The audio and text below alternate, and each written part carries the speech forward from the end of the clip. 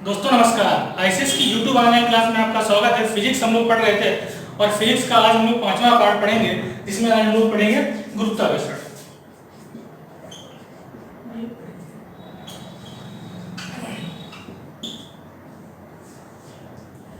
क्या है ये? हर एक पिंड में एक शक्ति होती है, एक बल होता है और वो विभिन्न वस्तुओं को अपनी ओर आकर्षित करता है। विभिन्न वस्तुओं को क्या करता है? अपनी ओर आकर्षित करता है। तो गुरुत्वाकर्षण क्या है? किसी पिंड में निहित शक्ति या बल जो विभिन्न वस्तुओं को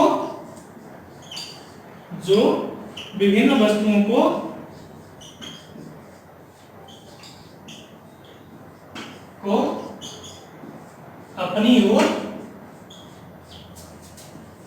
आकर्षित करता है।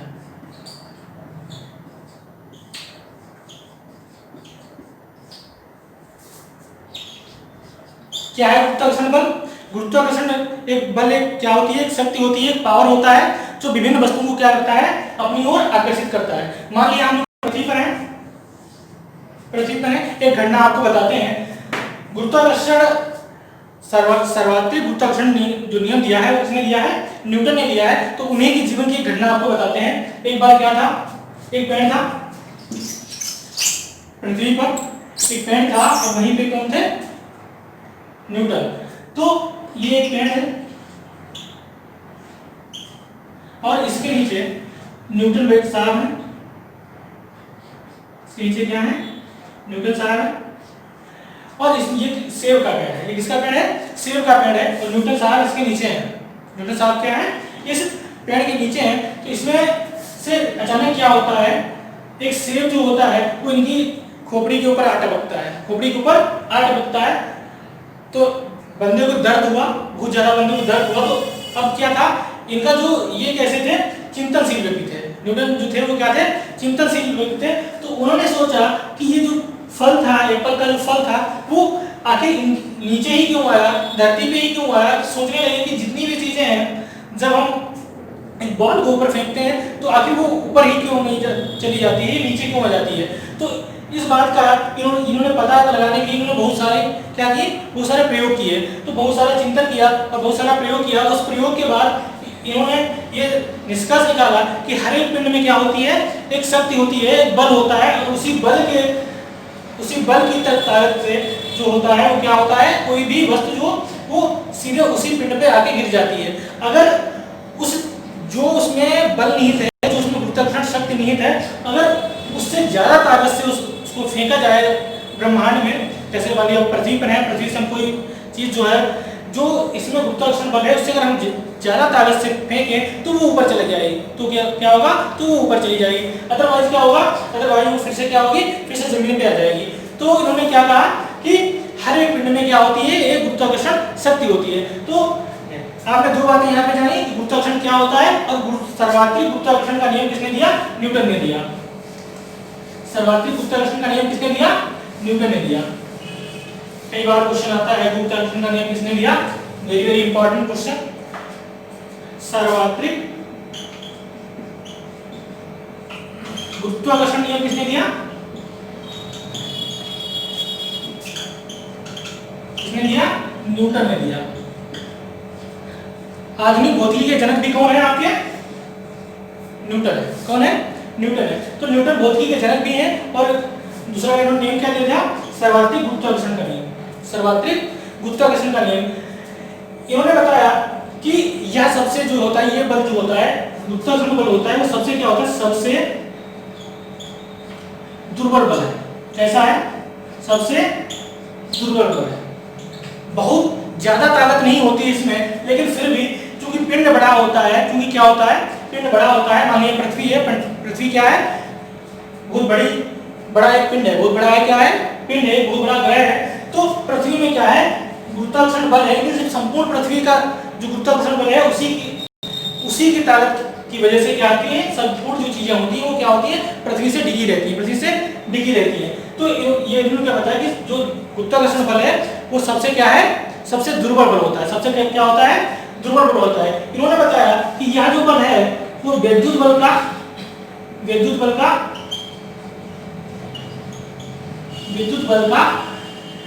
10⁻36 गुना होता है। कितना होता है, 10⁻36 गुना होता है।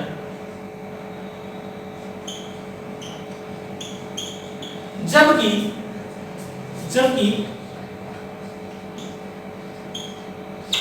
नाभिकीय बल का 10⁻38 गुना होता है। जबकि 10⁻38 गुना किसका होता है, नाभिकीय बल का। नाभिकीय बल का कितना होता है, 10⁻38 गुना होता है। एक बार क्वेश्चन पूछा गया था कि विद्युत बल का जो गुरुत्वाकर्षण बल है वो कितना गुना होता है, तो 10⁻36 गुना होता है। इन्होंने एक परिभाषा दी, इन्होंने क्या दी, एक परिभाषा दी। उस परिभाषा के अनुसार हम अगर इसको देखें तो क्या होता है, इन्होंने बताया किसी दो पिंडों के बीच कार्य करने वाला बल, किसी दो पिंडों के बीच कार्य करने वाला बल द्रव्यमान का अनुक्रमानुपाती, द्रव्यमान का क्या होता है, अनुक्रमानुपाती होता है। तो द्रव्यमान का जो वेग होता है उसका क्या होता है, अनुक्रमानुपाती होता है। जबकि उनके बीच की दूरी का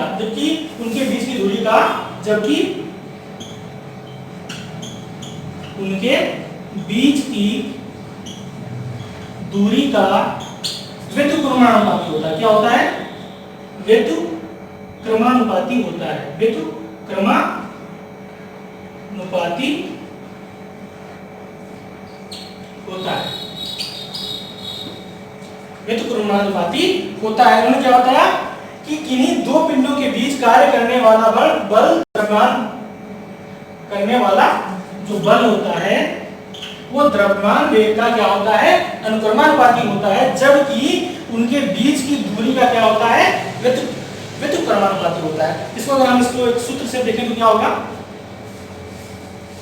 एक सूत्र से देखें तो क्या होगा, m बराबर क्या हो जाएगा, m1 m2 r²। r क्या है, रेडियस है, किसी भी पिंड की रेडियस है, उसको r बोलते हैं। ये क्या है, द्रव्यमान। क्या है, द्रव्यमान। उस पिंड का द्रव्यमान प्लस जो वहां पे वस्तु है उसका द्रव्यमान। क्लियर। तो उन्होंने क्या बताया कि जो ये क्या होता है, इन्हीं दो पिंडों के बीच कार्य करने वाला बल द्रव्यमान के वेग के क्या होता है, अनुक्रमानुपाती होता है। जबकि दूरी का क्या होता है, व्युत्क्रमानुपाती होता है। तो क्या हो जाएगा, अगर इसको देखें तो m बराबर क्या हो जाएगा, g m1 m2 upon r²।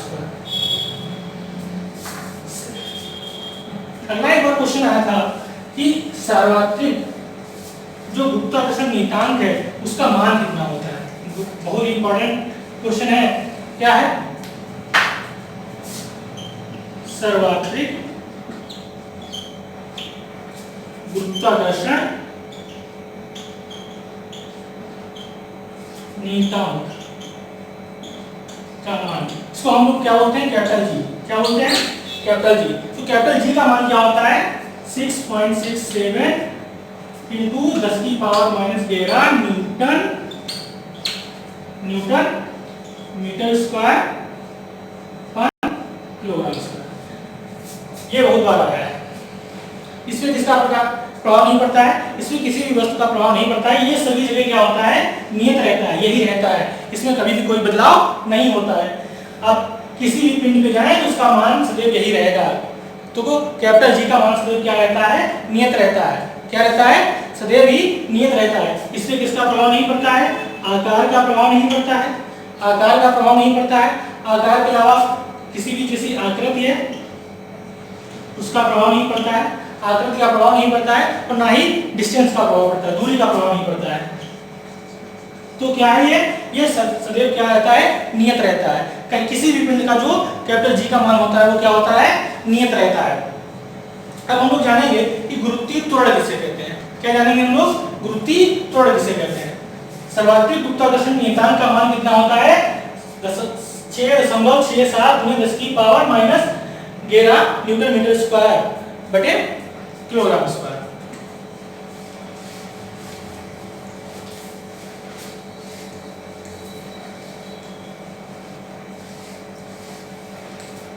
गुरुत्वीय त्वरण क्या होता है?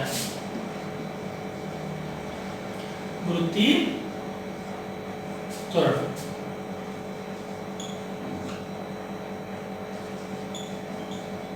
45 अक्षांश पर इसका मान जो होता है 9.8 मीटर बटे मीटर स्क्वायर सेकेंड, ये होता है। क्या होता है?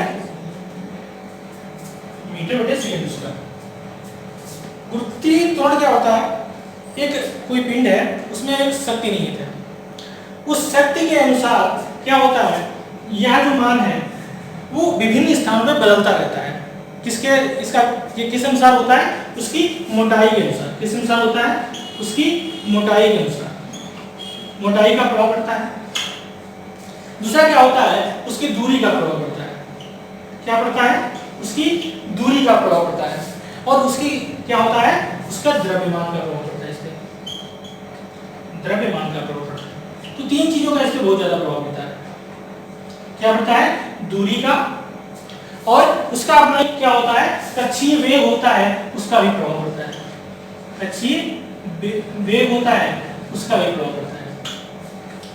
कक्षीय वेग का बहुत ज्यादा प्रभाव नहीं पड़ता है, लेकिन कुछ ना कुछ अंश उसका भी रहता है। लेकिन मुख्यतः तीन चीजों का बहुत ज्यादा प्रभाव होता है, मोटाई और दूरी और द्रव्यमान का। मोटाई, दूरी और द्रव्यमान का उसमें बहुत ज्यादा प्रभाव पड़ता है। तो गुरुत्वीय त्वरण क्या है? जो किसी भी पिंड में निहित होता है, परंतु मोटाई जहां मोटाई के अनुसार उसमें परिवर्तन होता रहता है, दूरी के अनुसार परिवर्तन होता रहता है, द्रव्यमान के अनुसार उसमें क्या होता है? परिवर्तन होता रहता है। जहां पे द्रव्यमान कम ज्यादा होगा वहां पे क्या होगा? उसका जो परिवर्तन होगा वो क्या होगा? जरूर होता रहेगा। कहीं ना कहीं परिवर्तन कहीं ना कहीं उसका होता रहता है। जैसे ही आप कहीं दूसरी जगह पे जाएंगे, सपोज करिए ये पृथ्वी है, अगर आप यहाँ केंद्र में हैं उसका भार कुछ और होगा, और अगर आप इसको ध्रुवों में जाएंगे तो उसका भार क्या होगा? कुछ और होगा। तो गुरुत्वीय त्वरण में क्या होता है? परिवर्तन होता रहता है। गुरुत्वीय त्वरण में क्या होता है? परिवर्तन होता रहता है। इसको क्या बोलते हैं? स्मॉल जी। इसको क्या बोलते हैं? स्मॉल जी। स्मॉल जी इसको क्या बोलते हैं? स्मॉल जी। परिवर्तन किस तरीके से होता है जब आप देखेंगे तो मान लिया एक गेंद है, टेनिस गेंद है, टेनिस गेंद है। जब आप इसको मैदानों में खेलते हैं, मैदानों में जब आप इसको क्या करते हैं? उछालते हैं, तो ये कम दूरी तक जाती है, कम ऊंचाई तक जाती है। क्या करती है? कम ऊंचाई तक जाती है। तो कम ऊंचाई, लेकिन जैसे ही आप पहाड़ी क्षेत्रों में जाएंगे क्या होगा? पहाड़ी क्षेत्रों में गए, जब आप पहाड़ी क्षेत्रों में गए तो यही जो बॉल थी उसने क्या किया? अधिक ऊंचाई तक कूदी, अधिक ऊंचाई तक कूदी। ऐसे ही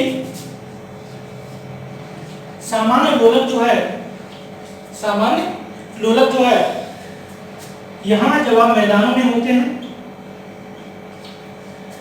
तो ऊंचाई कम होती है। जब आप मैदानों में हैं तो ऊंचाई उसकी क्या है? कम है मैदानों की। जैसे ही आप पहाड़ों पर गए, मैदानों में है तो क्या है? ऊंचाई कम है, इसलिए इसकी गति जो होती है वो जिस क्रम में इसका निर्माण होता है उसी क्रम में चलता रहता है। उसी क्रम में जो घड़ियां होती हैं वो चलती रहती है, जितनी भी लोगों की घड़ी है। लेकिन अगर आप क्या कहीं पहाड़ी स्थान पे चले गए तो ज्यादा ऊंचाई बढ़ गई उसकी। पहाड़ी पर गए तो क्या हुआ? ऊंचाई बढ़ गई और जी का मान भी क्या हुआ?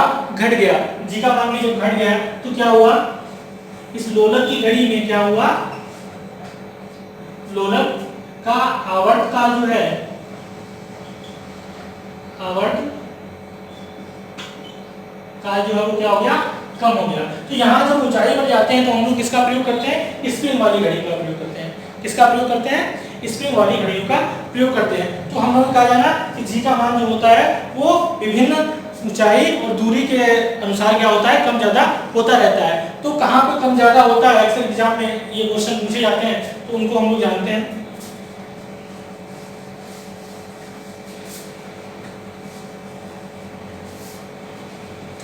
उसको हम लोग जानते हैं कि गुरुत्वीय त्वरण स्मॉल जी के मान में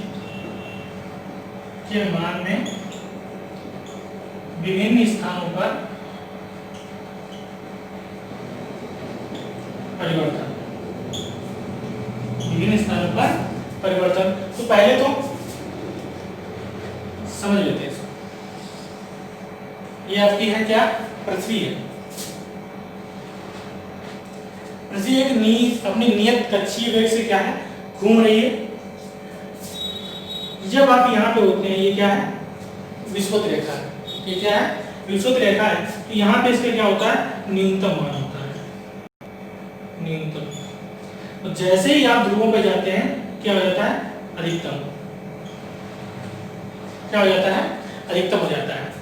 तो आपने क्या जाना कि मान में परिवर्तन हो रहा है। कहाँ, न्यूनतम सबसे ज्यादा कहाँ होता है, ये होता है विषुवत रेखा पर, और अधिकतम कहाँ होता है, ध्रुवों पर। इसको अगर हम एक एक क्वेश्चन की तरफ देखें तो किस तरीके से क्वेश्चन आते हैं।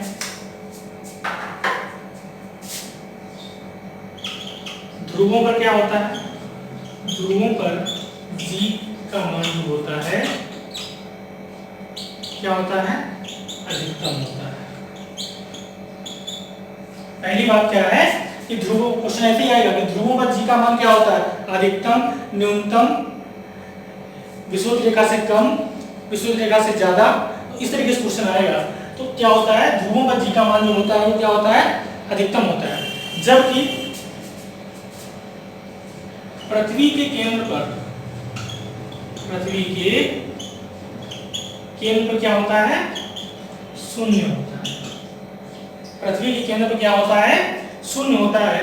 पृथ्वी के केंद्र पर क्या इसका मान हो गया, शून्य हो गया। पृथ्वी के केंद्र पर इसका मान क्या हो गया, शून्य हो गया। आगे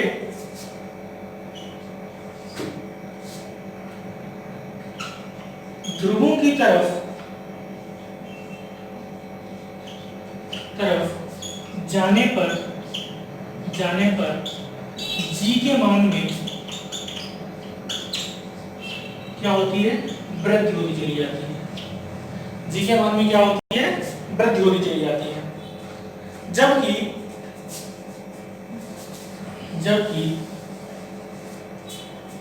जब हम लोग ध्रुवों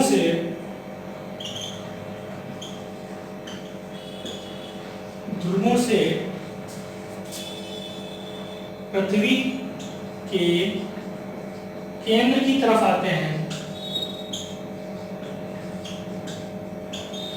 तो क्या होती है, मान में कमी आती है। मान में कमी आती है। मान में क्या आती है, कमी आती है।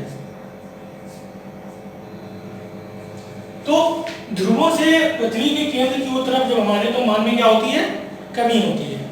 अगर हम ध्रुवों की तरफ जाते हैं विषुवत रेखा से, तो क्या होती है, मान में वृद्धि होती है। तो ये से ये पृथ्वी है आपकी, जब आप इधर को चले तो क्या हुआ, मान में उसकी क्या हुई, कमी हुई। लेकिन जब आप इधर को चले तो क्या हुआ, मान में उसकी वृद्धि हुई। आगे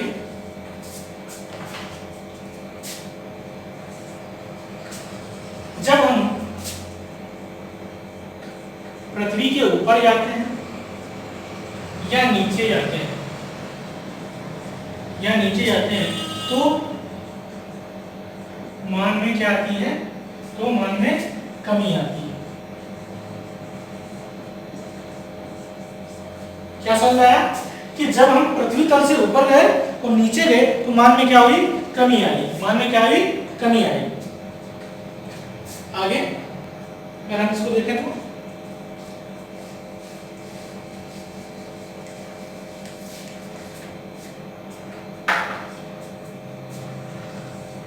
पृथ्वी का घूमना बंद कर दे, पृथ्वी घूमना बंद कर दे। अगर पृथ्वी घूमना बंद कर दे तो जी के जो स्मॉल जी है उसके मान में क्या होगी, जी पे जो ध्रुव है घूमना बंद कर दे तो जी स्मॉल जी के मान में क्या होगा, ध्रुवों पर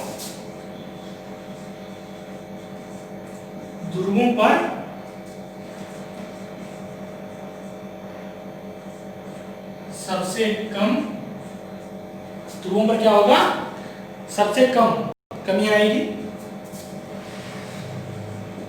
जबकि विषुवत रेखा पर क्या होगा,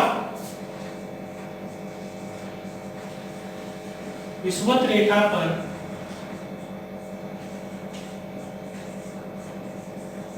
इसका मान जो है वो क्या हो जाएगा, वृद्धि हो जाएगी। इसके मान में क्या हो जाएगी, वृद्धि हो जाएगी। इसके मान में वृद्धि हो जाएगी। विषुवत रेखा पर क्या होगा, इसके मान में वृद्धि हो जाएगी। तो यहाँ पे क्या समझ में आया कि पृथ्वी अगर घूमना बंद कर दे तो क्या होगा, ध्रुवों पर सबसे कम कमी आएगी। जबकि विषुवत रेखा पर क्या होगा, विषुवत रेखा पर उसके मान में क्या हो जाएगी, वृद्धि हो जाएगी, उसके मान में वृद्धि हो जाएगी। अगला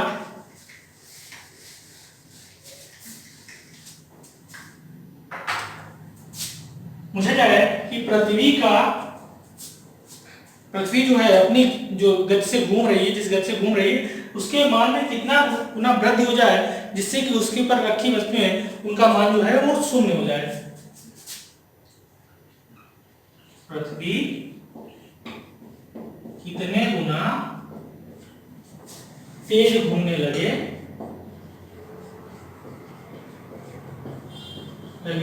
कि उस पर रखी वस्तु का मान शून्य हो जाए। तो आपका जवाब है 17 गुना। 17 गुना तेजी से अगर ये घूमने लगे तो इसमें जो भी रखा है उसका मान क्या हो जाएगा, शून्य हो जाएगा। उसका मान क्या हो जाएगा, शून्य हो जाएगा। आपने क्या पढ़ा, क्या क्या जाना, पहला तो ये जाना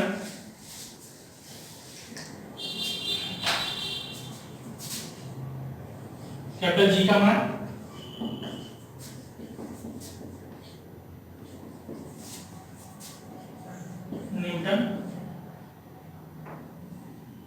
न्यूटन मीटर स्क्वायर और किलोग्राम स्क्वायर। दूसरा क्या है ना, स्मॉल जी, इसमें ऊपर जाओगे या नीचे तो मान में क्या होती है, तो मान में कमी। सर्वाधिक इसका मान कहाँ होता है, सर्वाधिक मान होता है ध्रुवों पर। सबसे कम कहाँ होता है, केंद्र पर। सबसे कम कहाँ होता है, केंद्र पर। अब भारहीनता क्या होती है, भारहीनता किसे कहते हैं, भारहीनता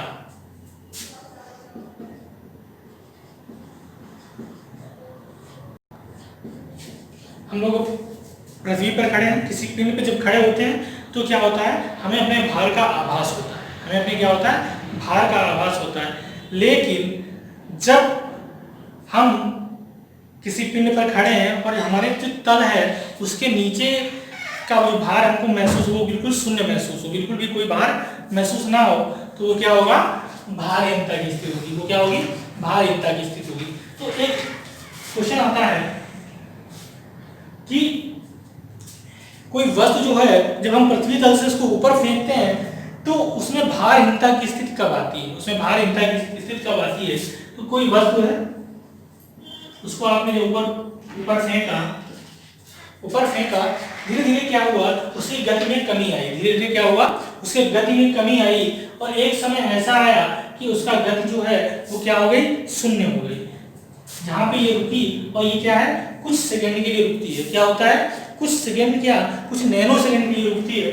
जब ये रुकी तो यहाँ पे इसका भार जो था वो बिल्कुल क्या हो गया, शून्य हो गया। यहाँ पे इसको भारहीनता का आभास हुआ।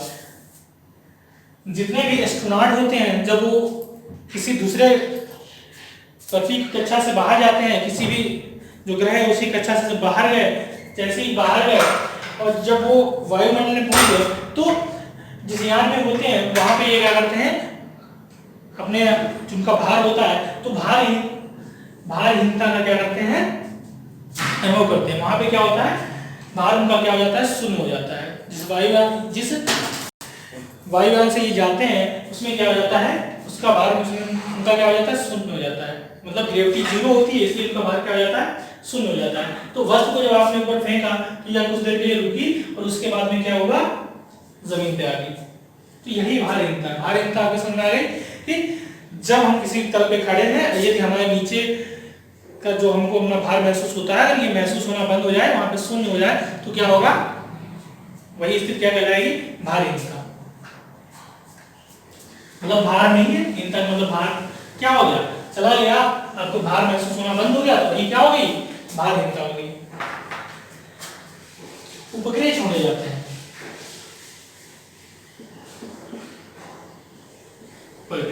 कृत्रिम उपग्रह, क्या, कृत्रिम उपग्रह। ये दो टाइप के होते हैं।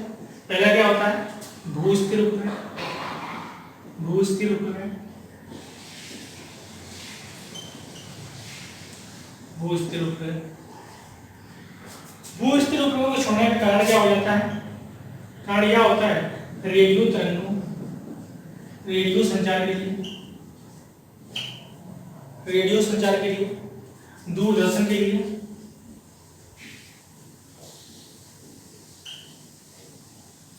दूरदर्शन के लिए। अगला क्या है,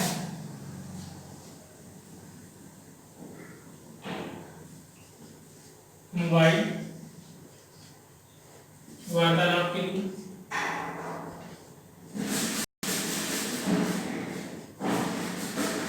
तो रेडियो संचार के लिए किसका उपयोग किया जाता है, भू-स्थिर उपग्रह। किसका उपयोग किया जाता है, भू-स्थिर उपग्रह। परिभ्रमण काल इसका, आवर्त काल इसका कितना होता है, आवर्त काल इसका कितना होता है, आवर्त काल इसका होता है 24 घंटे। सपोज करिए ये पृथ्वी है तो ये यहाँ पे था, यहाँ पे आने के लिए इसको कितना टाइम लगेगा, 24 घंटे। इसकी अधिकतम ऊंचाई कितनी होती है, 36,000 किलोमीटर, 36,000 किलोमीटर ऊंचाई कितनी होती है, 36,000 किलोमीटर।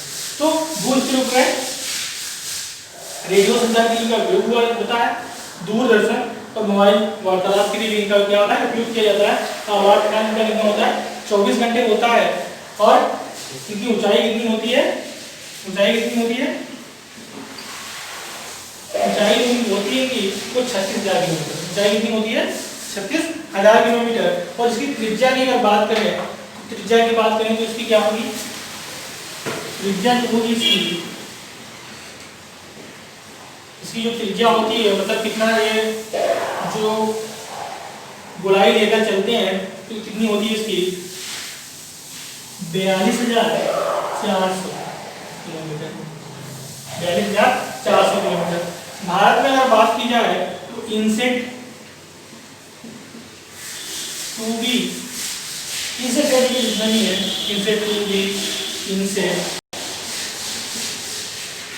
2C आदि जो है वो क्या है, भू-स्थिर उपग्रहों के उदाहरण। आदि क्या है, भू-स्थिर उपग्रहों के उदाहरण है। इनका उपयोग किस लिए किया जाता है, इनका उपयोग मुख्यतः रेडियो संचार, दूरदर्शन और मोबाइल वार्तालाप के लिए किया जाता है।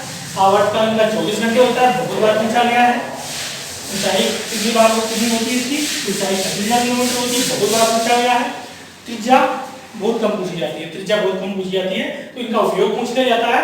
और क्या पूछा जाता है, इनका आवर्त काल कितना होता है और ये ऊंचाई कितनी होती है। ये मुख्य बातें जो होती हैं वो भू-स्थिर उपग्रह से बारे में पूछी जाती हैं। उदाहरण के लिए भारत में क्या है, इनसेट 2B, इनसेट 2C और इनसेट श्रेणी के जितने भी भू-स्थिर उपग्रह छोड़े गए हैं वो किस लिए छोड़े जाते हैं, रेडियो संचार, दूरदर्शन और मोबाइल वार्तालाप आदि के लिए इनको छोड़ा जाता है। तो आपने जाना भू-स्थिर उपग्रह किसे कहते हैं। अब हम जानेंगे कि ध्रुवीय उपग्रह। हमने बताया था कि कृत्रिम उपग्रह दो तरीके से छोड़े जाते हैं, एक भू-स्थिर उपग्रह, एक ध्रुवीय उपग्रह। एक भू-स्थिर उपग्रह एक ध्रुवीय उपग्रह। तो भूस्तर उपग्रहों के बारे में आपने जाना, इनका आवर्तकाल कितना होता है, 24 घंटे होता है, ऊंचाई 36,000 किलोमीटर होती है, ऊंचाई कितनी होती है, 36,000 किलोमीटर होती है। अब हम लोग जानेंगे ध्रुवीय उपग्रहों के बारे में। ध्रुवीय उपग्रह के बारे में, ध्रुवीय उपग्रह, तो इनका पहले ये जानेंगे कि इनका उपयोग किस लिए किया जाता है। इनका उपयोग किस लिए किया जाता है? पहला, मौसम संबंधी जानकारी के लिए, मौसम संबंधी जानकारी के लिए इनका उपयोग करते हैं। पहला इसलिए करते हैं मौसम संबंधी जानकारी के लिए इनका उपयोग करते हैं। दूसरा क्या है? बादलों के चित्र के लिए, जो बादलों का चित्र लिया जाता है वो इमेज लिया है, बादलों के चित्र के लिए, बादलों के चित्र के लिए। तीसरा क्या है? ओजोन परत के अध्ययन के लिए,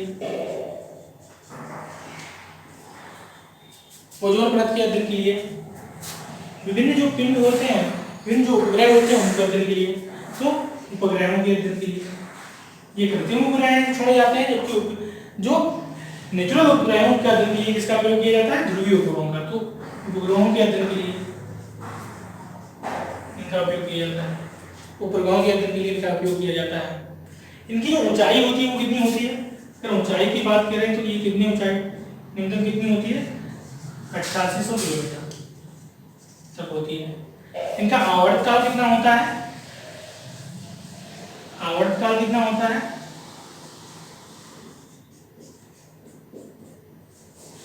84 घंटे। मतलब कोई जो उपग्रह है वो यहाँ पर रहेगा तो 84 मिनट के बाद वो फिर यहाँ पे आ जाएगा, 84 मिनट के बाद फिर यहाँ पे आ जाएगा। तो पूछा जाएगा कि 24 घंटे में लगभग कितनी बार? 24 घंटे में लगभग 17 बार। 24 घंटे में लगभग कितनी बार? 24 घंटे में लगभग 17 बार यह जो होता है वह किसी स्थान से होकर गुजरता है। अभी मौसम आपने 24 घंटे में एक ही बार चुना, जानकारी चाहिए होगी। मौसम के लिए आपको क्या करना होगा? मौसम के लिए आपको कम से कम जल्दी जल्दी जानकारी मिले ताकि पता चलता रहे कि किस जगह का क्या मौसम रहेगा। तो लगभग ये 17 बार जो होता है वो मौसम के बारे में बताता रहता है। मतलब 24 घंटे में ये 17 बार एग्जैक्ट जो है वो मौसम की जानकारी देता है। 24 घंटे में लगभग 17 बार। भारत में बात करी जाए तो पीएसएलवी श्रेणी के जितने भी उपग्रह हैं वो सारे क्या हैं? श्रेणी के उपग्रह ध्रुवीय उपग्रह। पीएसएलवी श्रेणी के जितने भी उपग्रह हैं वो क्या है? ध्रुवीय उपग्रह हैं। जितने भी पीएसएलवी की श्रेणी के उपग्रह हैं वो क्या है? ध्रुवीय उपग्रह हैं। कभी कभार पूछ लेता है कि ये किस दिशा से घूमते हैं। क्या पूछ लेता है? किस दिशा से घूमते हैं? तो ये उत्तर से, अगर दिशा की बात की जाए तो ये क्या होते हैं? उत्तर से दक्षिण दिशा में घूमते हैं। उत्तर से दक्षिण दिशा में घूमते हैं। उत्तर से दक्षिण दिशा में घूमते हैं। आगे केपलर के बारे में हम लोग पढ़ेंगे। केपलर ने भी बहुत कुछ बताया है। पूछा जाता है कि उपग्रहों और ग्रहों की गति का नियम किसने दिया? तो किसने दिया? केपलर ने दिया। उपग्रहों और ग्रहों की गति का नियम जो है वो किसने दिया? क्या होता है? कुछ पूछा जाता है? उपग्रहों व ग्रहों की गति का नियम किसने दिया? तो ये दिया किसने? आपका केपलर ने। किसने दिया? केपलर ने। इन्होंने बताया कि प्रत्येक ग्रह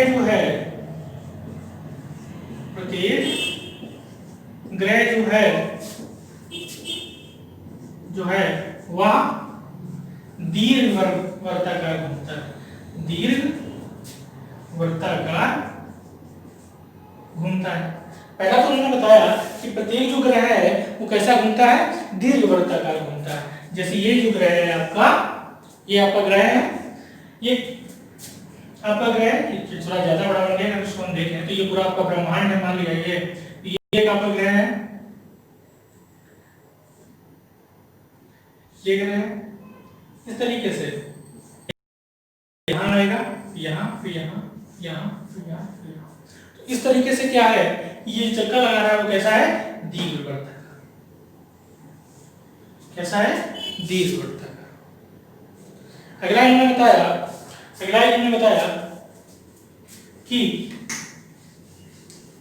पहला क्या इन्होंने बताया कि दीर्घवृत्ताकार चक्कर लगाता है। दूसरा इन्होंने बताया कि प्रत्येक ग्रह जो है, प्रत्येक ग्रह सूर्य की कक्षा में जाता है, सूर्य की कक्षा में जाता है। क्या इन्होंने बताया कि प्रत्येक ग्रह जो है वो सूर्य की कक्षा में जाता है। और तीसरा इन्होंने बताया कि जो उसका परिक्रमण वेग होता है, परिक्रमण वेग का जो समय होता है, उन्होंने बताया कि परिक्रमण वेग का जो समय होता है यानी टी क्यूब बराबर जो दीर्घ आयु होती है, दीर्घ आयु मतलब उसका जो सर्वाधिक जो जैसा ये सूर्य है आपका, और सूर्य का चक्कर लगाने को ही क्या कहते हैं, इसकी दीर्घ आयु। मतलब इसने आयु में सूर्य का चक्कर लगाया तो वो कितना होता है, मान लिया ए है तो ए क्यूब कितना हो जाएगा, ए क्यूब। तो चार में क्या पूछा जाएगा, ये तो ये पूछा जाएगा। दूसरा है कि दीर्घ प्रत्येक ग्रह जो है वो दीर्घवृत्ताकार आकृति में घूमता है। तो यह बात किसने कही है, तो यह बात किसने कही है, केपलर ने कही है। और ग्रहों की गति और ग्रहों की गति का नियम किसने दिया है, केपलर ने दिया है। ये हमें आया।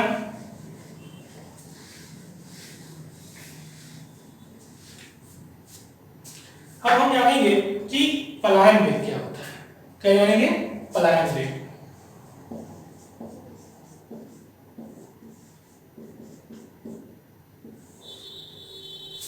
पलायन वेग किसे कहते हैं,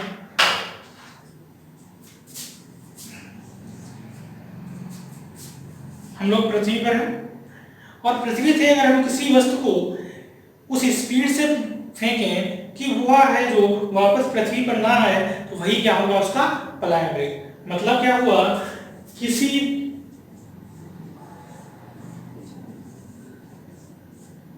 पिंड से बाहर जाने वाला बल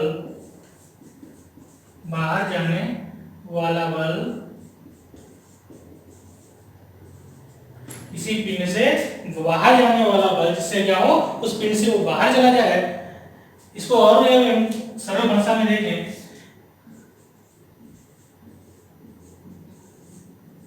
किसी पिंड की कक्षा से बाहर जाने वाला वेग लिखो। किसी पिंड की कक्षा से बाहर जाने वाला वेग, जैसे ये आपकी पृथ्वी है, ये आपकी पृथ्वी है और ये इसकी, मान लीजिए ये इसकी कक्षा है।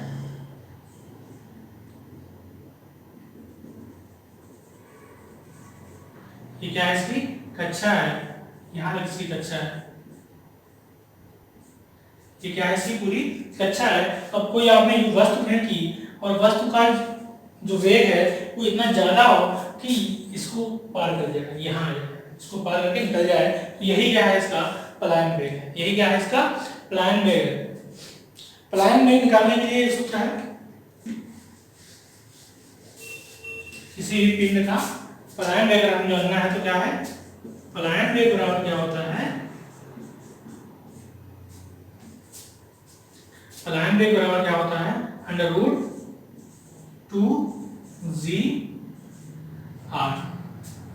2gr, इसको बड़ा कर लेते हैं, रेडियस। पृथ्वी की जो रेडियस है वो कितनी है, 6.64 गुणे 10⁶ मीटर प्रति सेकेंड। तो पृथ्वी कितनी है, अगर आप बताया तो जी का मान तो आपको मालूम ही है, 9.8। इस सूत्र में हम इसको रखते हैं तो पृथ्वी का प्लान वेग हम लोग कितना मिलता है, पृथ्वी का प्लान वेग हम लोग कितना मिलता है, आर का मान कितना हो जाएगा 10⁶। सूत्र क्या है 2g r, और पृथ्वी का प्लान वेग कितना है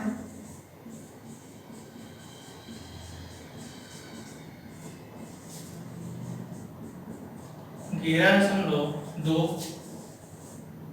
मीटर प्रति सेकेंड।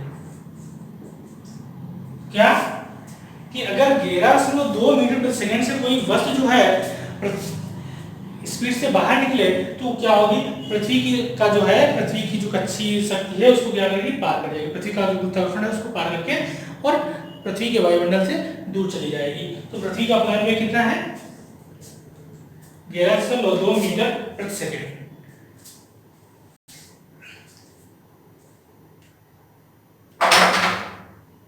पलायन वेग जो होता है, पलायन वेग जो होता है वो कक्षीय वेग का 2 गुना होता है। पलायन वेग जो होता है, पूछा जाता है, एक बार कई बार आया है, 2-3 बार आया है कि पलायन वेग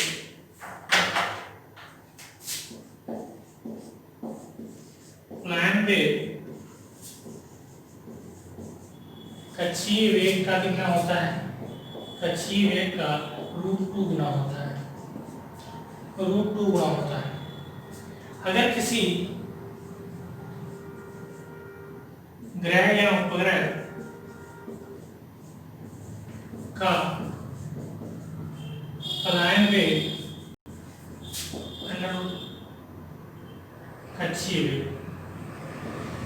कक्षीय वेग √2 गुना बढ़ा दिया जाए तो वह अपनी कक्षा से क्या होगा, वह कक्षा से क्या हो जाएगा, बाहर निकल जाएगा। क्या होगा, अपनी कक्षा से बाहर निकल जाएगा। तो कुछ पलायन लोगों के बारे में जान लेते हैं, अक्सर एग्जाम में आते हैं।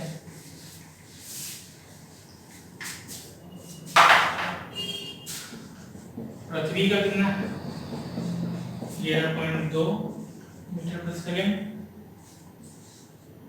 चंद्रमा का कितना है 2.4 मीटर प्रति सेकेंड। सूर्य का कितना है 11.2 मीटर प्रति सेकेंड। चंद्रमा से पृथ्वी,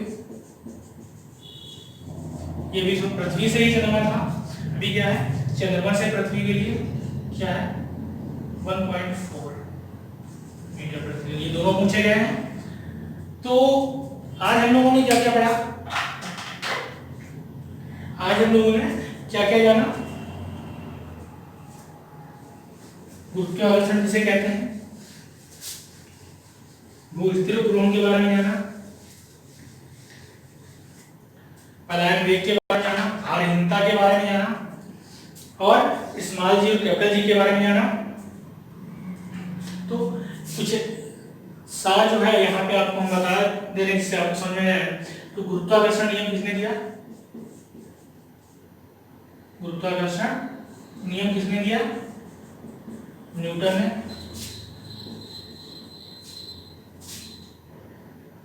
जी का मान, कैपिटल जी का मान क्या होता है 6.67 गुणे 10⁻⁻11 newton metre square kilogram square. पृथ्वी का पलायन वेग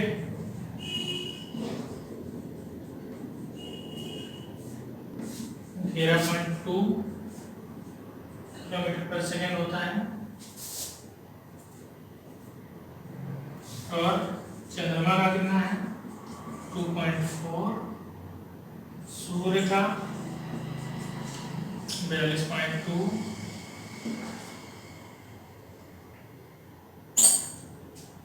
और क्या इसके बारे में जाना आपने, आर कितना होता है, त्रिज्या कितनी है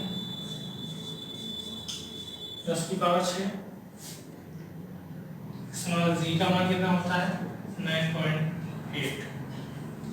तो आज की वीडियो में हमने मुख्य बातें ये जानी, इसके अलावा भी बहुत सारी चीज़ें जानी, जी के मान में कहाँ कहाँ कितना परिवर्तन होता है। मिलते हैं अगले वीडियो में। अगर हमारा वीडियो आपको पसंद आता है तो उसको लाइक करिए, सब्सक्राइब करिए और हमारे चैनल को शेयर करिए और कमेंट करके जरूर बताइए कि आपको वीडियो कैसा लगा। बहुत बहुत धन्यवाद।